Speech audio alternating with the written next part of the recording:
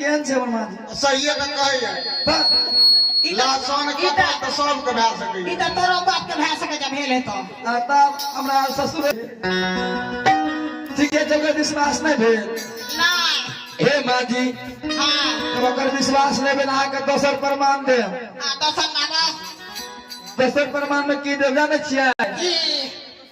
हम जाय छियै मांझे चक्का लगाबे अच्छा फर्स्ट गोबर करते कर सकते हो हाँ अच्छा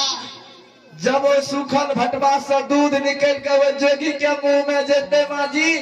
हां तब विश्वास करबे न हमर बेटा छियै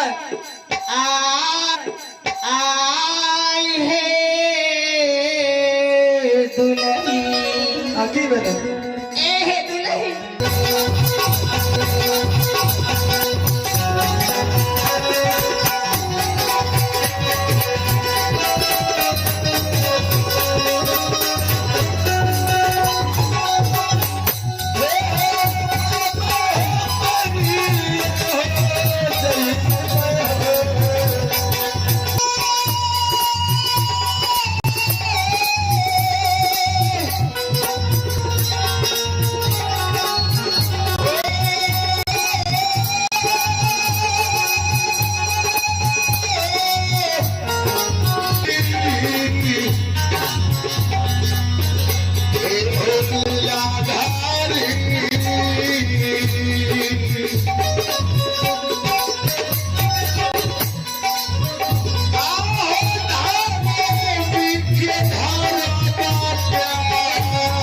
सती के साथ के बच्चा लिहो